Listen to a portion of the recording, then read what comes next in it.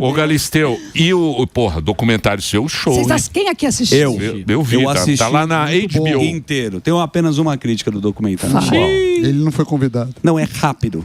São 2 episódios de 45 minutos. Ele é muito rápido, mas o que eu acho fantástico, tem um lado seu que você focou na tua carreira e é muito legal de você. As pessoas não sabiam disso, porque na década de 90 que eu participo, você ia muito em programa de televisão, no Gugu. E era muito sofrido, imagino, pra você, as perguntas que faziam pra você no programa. Até mostra um Mostra esse momento, né? Do Senna, você diz? Porque a Galisteu, ela entrou no momento do Senna, né? Você foi culpada pela morte do Senna, né? Você mostra muito no documentário isso. Eram momentos que eu até respondi. E oportunista. As pessoas iam no programa do Google e falavam, você é oportunista. Isso mexeu muito, né, com você, né, Galisteu? Eu acho que foi uma época que não era só comigo. A imprensa, de uma maneira geral, era bruta. Era muito bruta.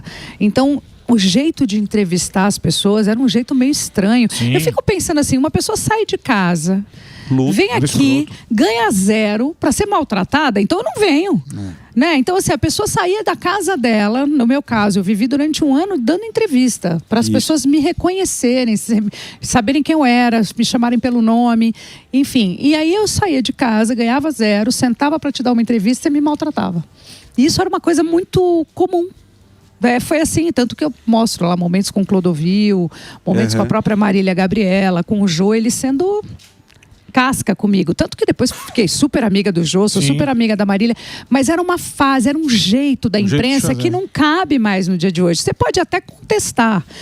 Ninguém está falando que você tem que gostar de todo mundo. Mas até na maneira de perguntar, você tem que saber perguntar. Você não pode ofender uma pessoa assim, gratuitamente. Hoje, com as redes sociais, eu acho que está muito diferente. Porque todo mundo hoje tem uma forma de se defender. Você pode responder, né? Você vai lá e fala, não gostei disso, gostei disso. Naquela época você não tinha essa alternativa. Eu dependia muito da imprensa, então eu aprendi... mas é que você era sozinha também, né? E eu aprendi a lidar um pouco com essa relação, sabe? Eu fui criando uma casca. Em que momento que você notou que que as pessoas estavam te respeitando e não vendo você só como namorada do Senna, talvez como uma menina aproveitadora, que queria fama em cima do cara? Que momento você falou... agora a turma tá me respeitando aqui vou tocar minha carreira e o resto a gente já conhece, né? Em que momento que você notou isso? Você sabe que eu acho que eu nunca me dei conta, assim, quando isso mudou. O fato é que eu sempre olhei muito para mim. Eu olhei muito para o meu trabalho. Então, eu nunca não quer dizer que eu não tô nem aí para a opinião dos outros, mas na verdade... Ninguém pagou minhas contas. Exatamente. Até hoje é difícil para mim. Até hoje eu escuto um monte de não. E até hoje tem um monte de gente que eu sei que deve imaginar 1000 coisas. Por isso que tem aí hoje o meu Ayrton, que é para a pessoa entender um pouquinho mais, saber um pouquinho mais e perceber que uma história tem muitos lados. Um homem como o Ayrton merece ser contado de todas as formas. Tudo que já saiu dele, livro, documentário, filme... É tudo válido, porque ele é um cara que não merece morrer. As pessoas precisam saber quem ele foi, todas as gerações precisam acompanhar. Só que cada lado tem um jeito de contar. O Ayrton, comigo, como namorado, ele foi de um jeito. Como amigo, ele era de outro. Então, assim, se você tiver que contar uma história do Emílio, você vai contar um Emílio. A Pepela vai contar outro Emílio. Cada um tem uma perspectiva. Porque a gente tem um jeito diferente de lidar com as coisas. Então, de verdade, eu nunca me incomodei muito com essa questão. E até hoje, eu sigo trabalhando. Eu sigo fazendo o meu. Como eles vão me respeitar? Se não vão me respeitar, eu me respeito. Sim. E a partir desse momento, eu acho que você acaba... Mas por isso que você fez o documentário? Não. Foi pela... Porque teve a série. Que ela apareceu muito pouco na série. Com todo respeito. Sacanearam, pra ser sincero. Eu acho que assim, na série... Não sei se vocês assistiram os dois. A série. A série também é brilhante. Uma série espetacular, muito bem feita, incrível. Só que não é uma série que... É uma ficção. Essa é uma verdade. Então, assim, aquela história é uma ficção. Tanto que eles tratam como ficção, né? Tem muita coisa que é verdade ali, deve ter, mas é uma ficção. Então, por que eu falo que é ficção? Porque a partir do momento em que o último ano e meio de vida dele não tem, já fica um pouco mais difícil de contar essa história. Mas eu não pensei em contar. Para mim, isso estava resolvido no meu livro, lá em 1994. Eu não ia mais mexer nesse lugar. Só que teve uma repercussão tão gigantesca... essa série, que as pessoas começaram a fizeram uma onda e uma proporção tão grande na semana do lançamento da série, que eu recebi proposta de absolutamente todos os streamings para fazer. E aí eu pensei 10 vezes. E eu tenho que aqui agradecer meu marido Alexandre, que é meu empresário, é meu marido há muitos anos. A gente já está junto há 17 anos. Boa. Ele fala que são 130 anos de casado, mais ou menos. Que aguenta o tranco também, né? De receber. Você está falando do Senna, com a sua relação, né? Ele sentou carnal, né? Quando ele ouviu tudo isso, ele falou: vem cá, vamos começar a olhar para isso. Eu acho que você deve contar a sua história. Porque pouquíssimas pessoas sabem da sua história. E eu falei, mas para que eu vou mexer nisso de novo? Porque as pessoas estão querendo. Se as pessoas estão querendo ouvir, eu acho que é um caminho muito natural você contar. 30 anos depois, ainda tem gente viva, porque assim, o que acontece? Que aos poucos, as pessoas que viveram essa história vão sumindo, né? Elas não estão mais aí. Então você precisa também contar essa história com outros olhos, né? Então a gente conseguiu trazer mais as pessoas próximas ali, que eu digo, de imprensa, tal, que estavam ali, sabiam tudo isso. Não, da história que eu conto, não. Não? Você acha que não? Sabe que não, porque ele vai saber o que eu tô falando. Quando você assistir, depois você vai me ligar para me contar. Tem uma coisa muito legal que as pessoas não sabiam, não é legal, é pesada, mas que eu acho que eu administro isso muito bem na série, que é esse momento que eu fiquei calado até a morte do meu irmão. Total, né? Que o teu irmão teve problema com droga, né? Então, até 1996, o Ayrton morre em 94, e até a morte do meu irmão, muita coisa eu não contei, escondi, menti, porque eu não podia falar, eu não podia me expor. Então, isso ficou muito mal... Parecia que eu tava meio mentindo, meio esquisito. Porque você tem a exposição sua pessoal e do Ayrton Senna, que é um ídolo nacional que você vai envolver a sua vida, né? Mundial. Entendeu? Então ficou meio... Problema familiar, né? Eu não podia contar muito, então eu te dava uma resposta até a página 2, aí aquilo ficava meio... Não era uma coisa muito clara. Isso fica muito claro agora. Então, assim, eu me sinto hoje plena para contar.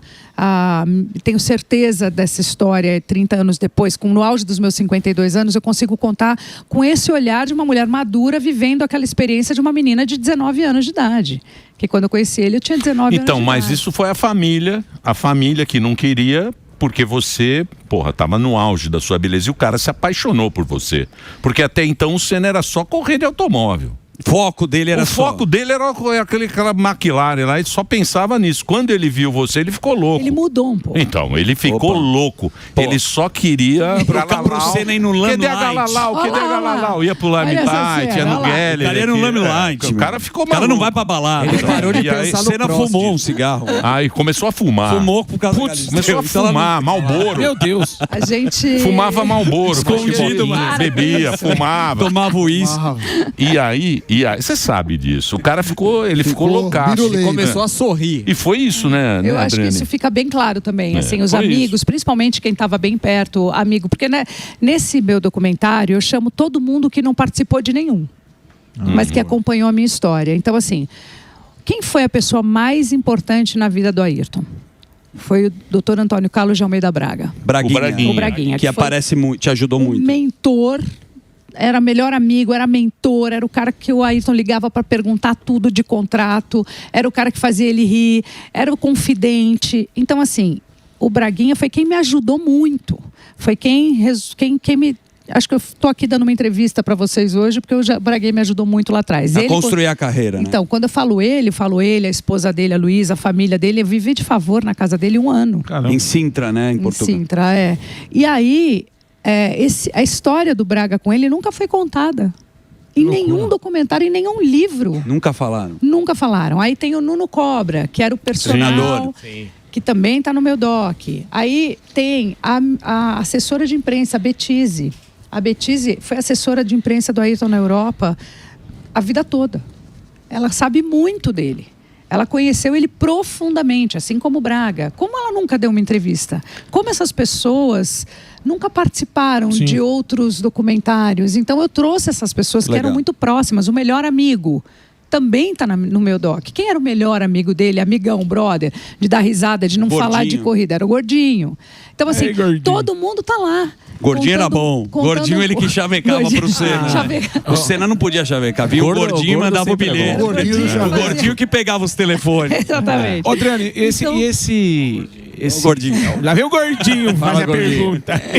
Esse cena que ele falou, pô, começou aí na gallery e tudo mais. As pessoas que conviveram antes de você entrar na vida dele, o que eles comentam? Falam, pô, depois que você entrou na vida dele, o Senna era assim, agora é desse jeito. O que você lembra disso daí? O pessoal fala, pô, que legal. Isso aí que o Emílio falou. Eu acho que ele ficou mais relaxado. Ele sempre foi muito focado, muito disciplinado, exageradamente disciplinado.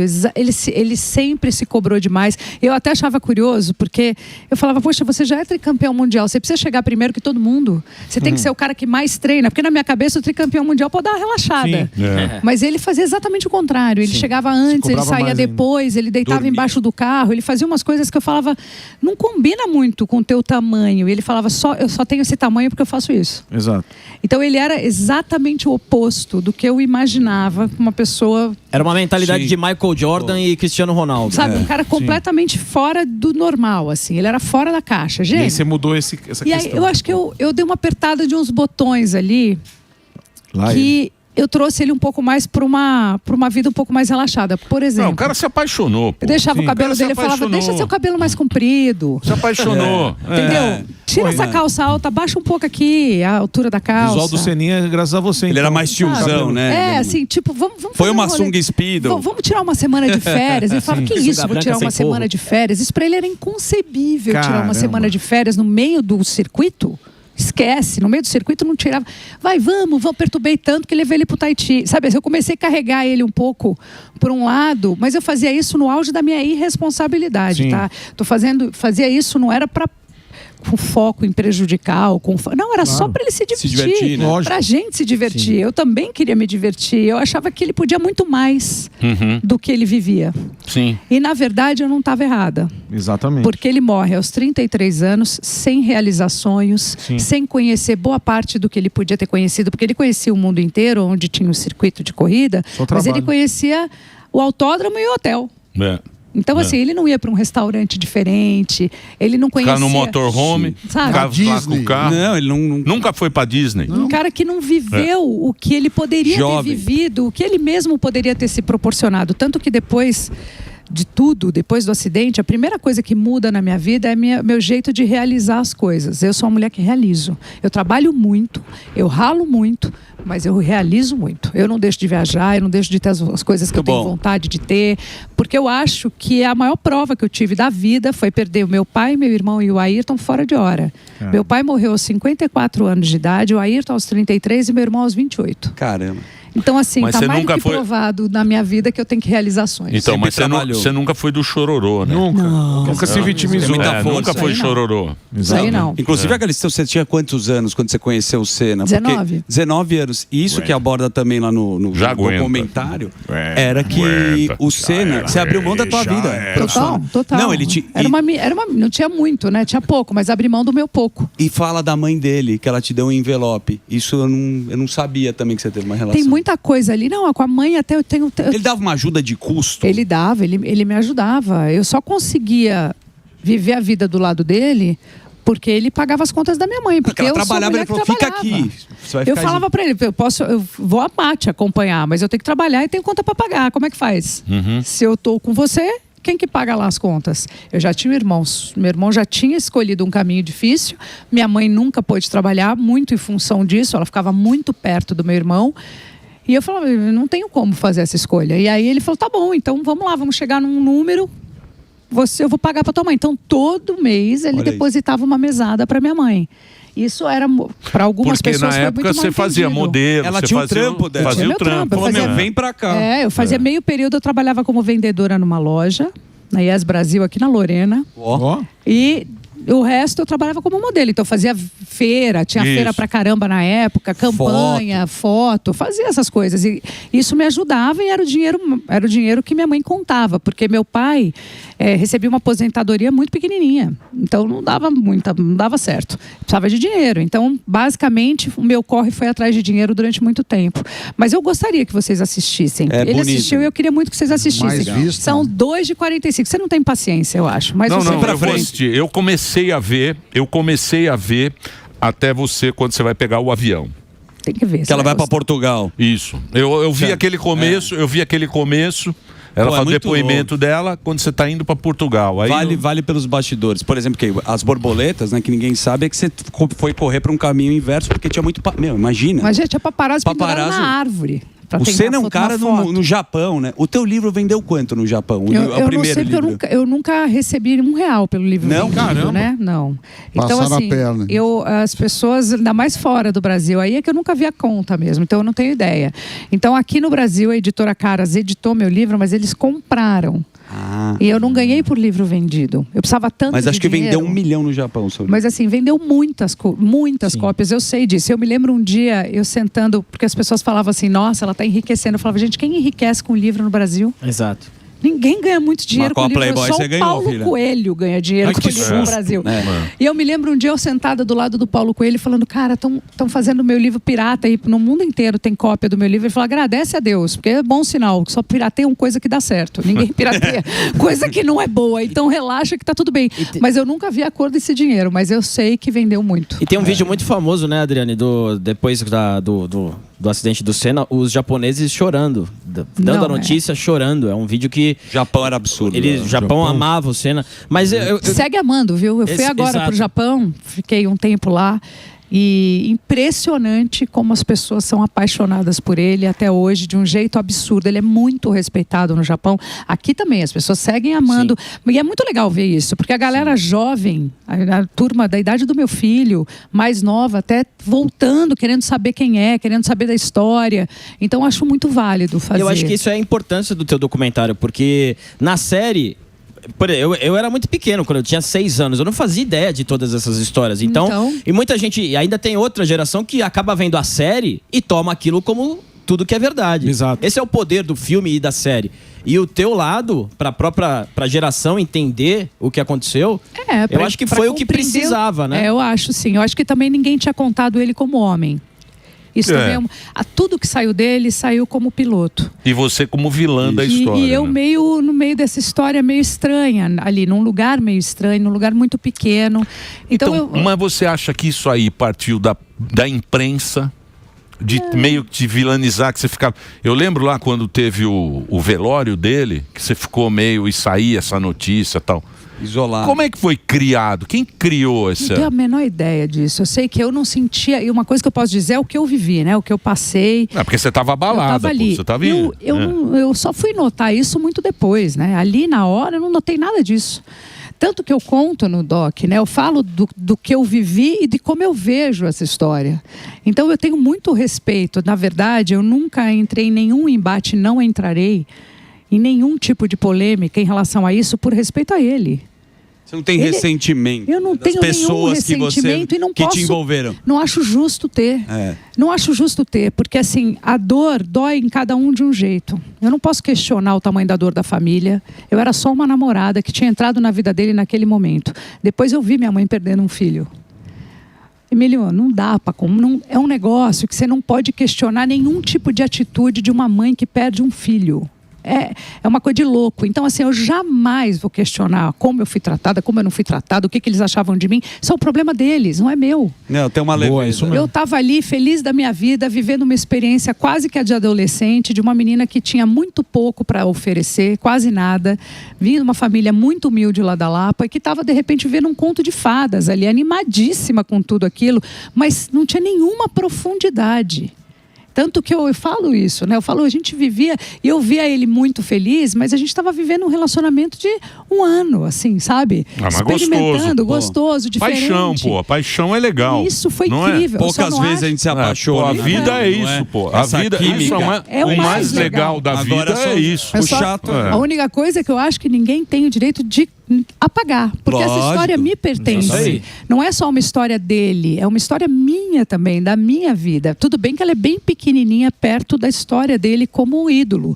Nem tô de longe querendo competir ou ganhar algum espaço. Eu só tô querendo também contar o meu lado da história. Eu acho que essa história merece ser contada. E seria elegante também, que mostra no documentário, com todo respeito, a Xuxa também falar. Porque mostra que no documentário... Eu convidei. Eu sei. Convidei a família, convidei a Xuxa, convidei todo mundo para participar. E mostra resposta que ela não quis dar a entrevista, né? Então, Mas tudo eles bem. não toparam falar, mas todos foram convidados. A Paulinha quer saber da Fazenda. O que você quer saber? Ela quer saber se o Dudu Camargo tá vai falando da vencer vida. a Fazenda. Puta história legal. Mas, Você nem Ada, sabe. tem que Fazenda falar é sucesso. A Fazenda E também o Dudu faz parte Camargo dessa roubando história. a cena. O Dudu vai vencer a Camargo. interrogação. Quer seu lugar pro ano que vem. hein? Quer puxar o tapete. O que é isso, né, gente? Pra mim foi uma coisa assim, foi muito surpreendente ver o Dudu lá dentro e ver o Dudu daquele jeito dele. Eu fico na dúvida, eu fico pensando se ele quer ser o Silvio, se ele imita o Silvio, se ele é daquele jeito. Porque lá dentro, você não consegue ficar fingindo que você é uma coisa que você não é o tempo inteiro. Mas é lelé, né? Só se Ele for é lelé. completamente lelé. Será que... Mas Não dá assim, pra desmontar. Ele tá pegando uma mina. simplesmente a mulher mais bonita, né? A Saori é uma gata, Você né? viu ele dando uns beijos? Sim. Beijo de língua. Mas lá. então, já beijou de língua. Eu fico esperando esse beijo de língua, mas é um beijo de língua de frente, É né? oco, né? Não vira o rosto. Quero É ver diferente. quando acha Beijo técnico, não sabe beijar. É meio estranho. Ali, ó, é um mistério que a gente não consegue revelar, né? E uma- Qual que é a senha do Wi-Fi? Cara, é impressionante. Eu fico... conecta. E ele recebe crítica, ele não pisca o olho. Ele é gelado na hora das tretas. Pode ser uma IA. Ele segue ali firme e forte no propósito dele e ele não sai daquele trilho. É impressionante. Ele assume um papel da televisão. Ele é um cara de televisão. Ele sabe o Exatamente. ibope de todo mundo. Sim, ele sabe ele é um tudo. cara... Coordena os quadros. Ele tenta ler o que o diretor de TV E fica quer. tentando ler Tô você achando também. que o programa Da Globo- hoje não tá bom. Não Ele é tá bom. genial. Não Mas tá isso, bom. isso te É da ajuda? Globo Eu até fico o olhando Senado. ele e falo, que Loki, meu. Aí ele fala assim, ela veio toda feliz. Bop deve estar bom. Mas é verdade. Mas ele mata. Ele manja.